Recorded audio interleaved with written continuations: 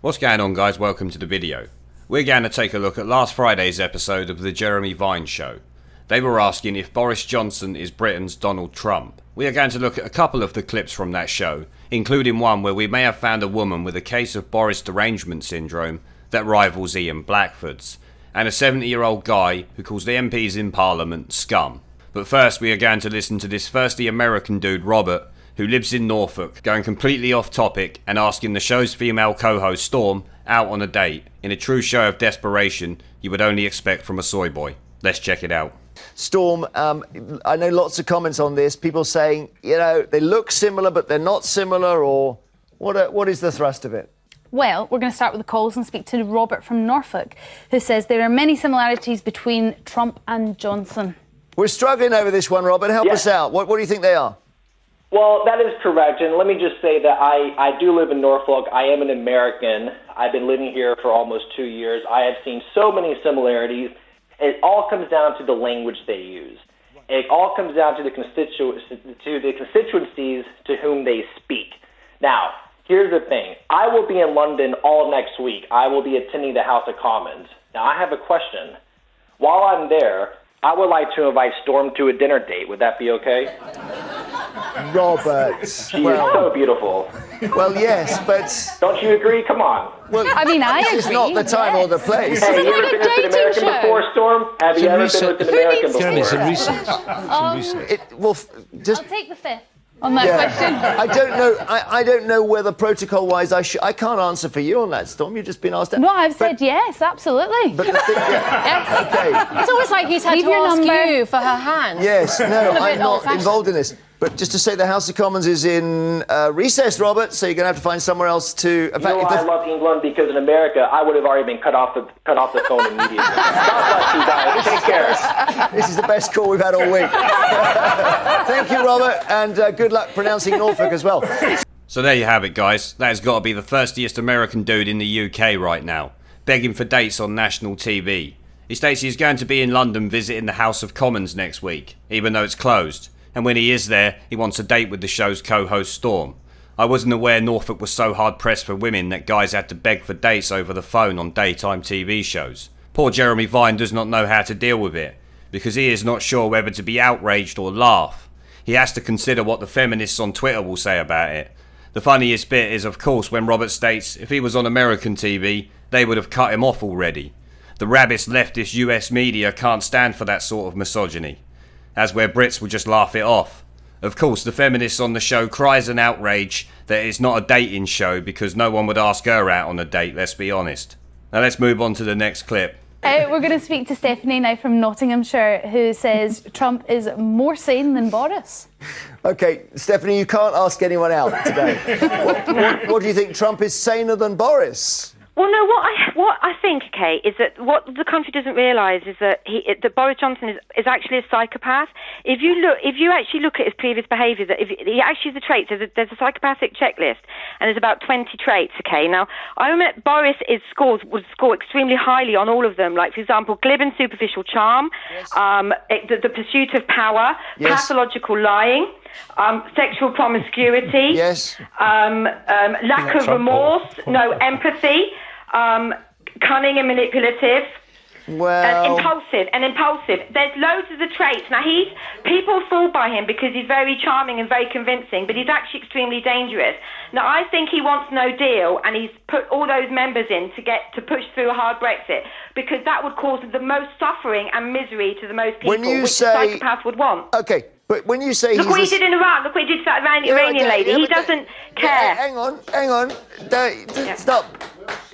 Okay, someone just started clapping you, which is a good sign. Yeah, but that's because... The psychopath traits, I mean, it's all very well saying it. You could argue that quite a lot of politicians exhibit those traits. Tony because Blair? Arguably the kinds of personality traits that propel you into public office, lack of particularly conscience. very visible, and a huge ego would be there. But, I mean, that's just misusing a psychological term, really. But I have to say that if I had been Boris Johnson's advisor and he won on that Tuesday, I'm afraid I'd have got him onto a plane to Tehran on that Tuesday night to try to get Nazarene Zaghari-Ratcliffe out. I think that even before you've got your cabinet, even before you've done your reshuffle, it shows a statement of intent, and it shows that you do have empathy. I completely disagree with you. I don't think that I don't think he lacks empathy at all. In fact, I think he has such a high desire to be liked that actually he almost overreaches himself and promises too much to too many people because he actually feels their pain. OK, well, that's fascinating. Yeah,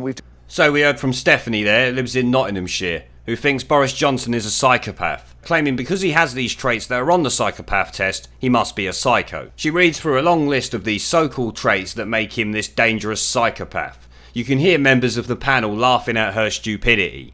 This dumb bitch does not realise you can score high on all of them and still not be dangerous. A lot of them traits are required to get anywhere in a competitive environment. She is allowing her Boris derangement syndrome to take over any rational thought process and just continues to spout shit she's not even the slightest bit of knowledge on. She clearly did not read any of the supporting information with the test. She is quoting this shit like it's a fact and she discovered some amazing new evidence to prove Boris Johnson is the fucking spawn of Satan and will kill us all. I have taken this test and read the supporting information.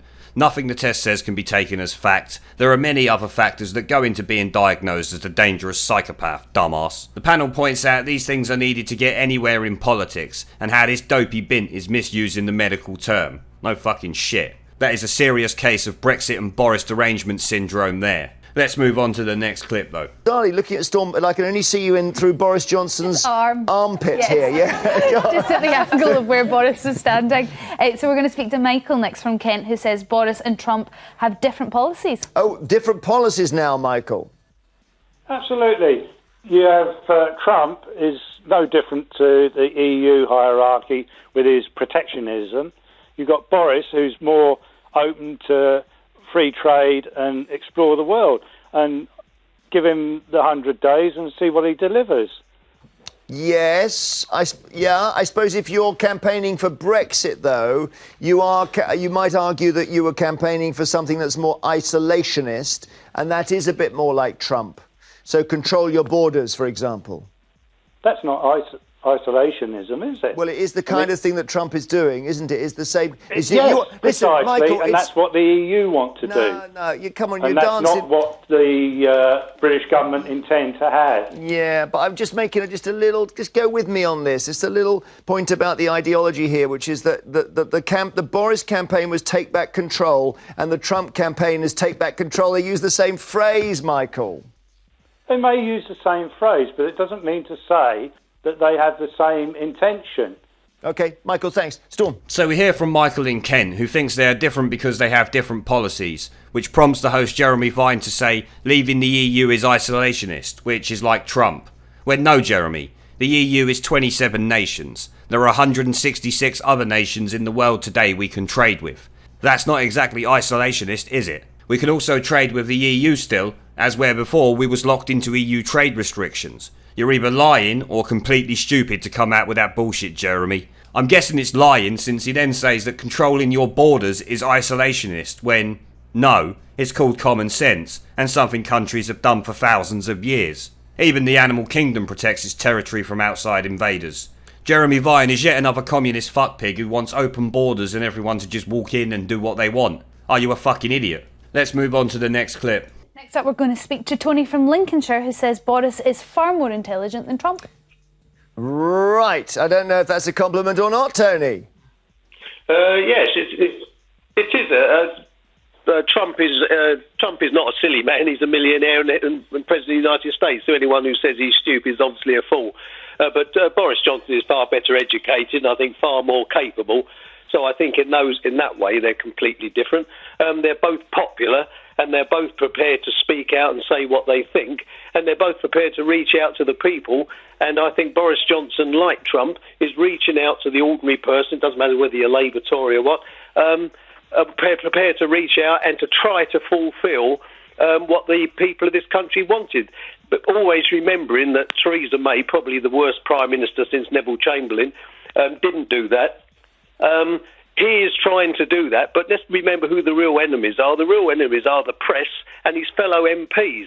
These are the people who thwarted the will of the people, throughout the last 3 years.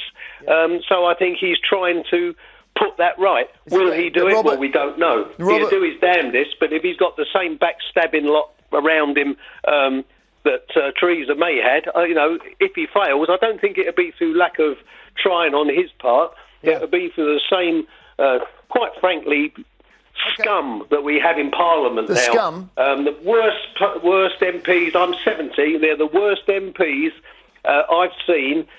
All parties that since I've been voting. I mean, and that's every single vote. I've So never we're going. missed a Well, vote. let's just think we're going back 50 years. So we're going back to what, the 1960s? There, you can't remember anything worse than this lot. No, not really. Right. No, Okay. I remember government. I remember governments I didn't people in like and Parliament are decisions I scum. didn't like, but I can't remember the lot we've got here now. On both sides. Jeremy Okay. Corbyn is a disgrace. All right, hold on. All right, that's good. Thank you, Robert. You're in Parliament. I am indeed, yes, I'm in the House of Lords. I'm not going to comment on that scurrilous comment just now. Why not? Because I don't think people in Parliament are scum. I think most people who stand for Parliament are really altruistic. They may be mistaken, but I think they want to do public service. They're doing a very difficult job under public scrutiny. Not particularly well paid, not particularly well supported. Believe me, working in the Palace of Westminster, I know, is really hard because we don't even have proper Wi-Fi. There are basic things which are really not very well supported. Yeah. But to come back to the point about Boris Johnson, I think he probably is got much more wider appreciation of things. And the point I would just say this is that he hasn't yet had a chance to look beyond Brexit. And the real question is what happens when we have a party manifesto, when we actually have a plan of what legislation. For all the other stuff. The legislation that we so desperately need. Thanks on for all your education calls. and the rest of it.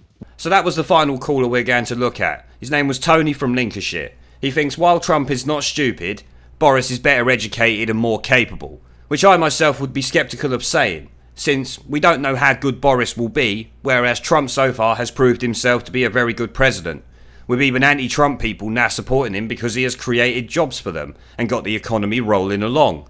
We will have to wait and see if Boris can deliver on Brexit before we can really make that judgment. He thinks, like Trump, Boris will do what's needed to be done, before pointing out what I have said multiple times about Maybot being the worst Prime Minister since Neville Chamberlain. He goes on to state the real problem is the dirty smear merchants known as the mainstream media and the scum in Parliament for thwarting the will of the people. He says Boris will do his best, but if the same backstabbing shitweasels are around him that Maybot had around her, it will all be down to them fucking it up. He goes on to call the current crop of MPs the worst he has ever seen in the last 50 years. Jeremy says you can't think of anyone worse than this lot in 50 years. Which Tony says no I can't, and Jeremy quickly changes the subject, likely because he can't think of any MPs that have ever betrayed the will of the people like the current crop of fuckpigs in Parliament. As soon as Tony calls out Commissar Corbyn off for the disgrace that he is, Jeremy Vine is quick to shut him down though. Guess you're a Corbyn voter then, Jeremy? Of course, the unelected Lord does not think that the people in Parliament are scum, and even if he did, I'm sure he can't say it on national TV. But what really pissed me off is that he comes out with the complete bullshit that MPs are not particularly well paid. Go fuck yourself, you absolute shitweasel. How is like 80 grand a year plus 200 grand a year in expenses they claim not a lot? That's well paid as far as I'm concerned. Me and millions of other British citizens will never make that amount of money a year and work 10 times harder than these people with no publicly funded staff or offices. We have to do it all ourselves with the money we earn. You are completely out of touch with the real world. Just another unelected idiot with his head up his own arse. So I'm going to end the video there, guys. Let me know what you think down in the comments section below. Remember to like, subscribe and share this video as it helps the channel a lot. And I will see you all in the next one.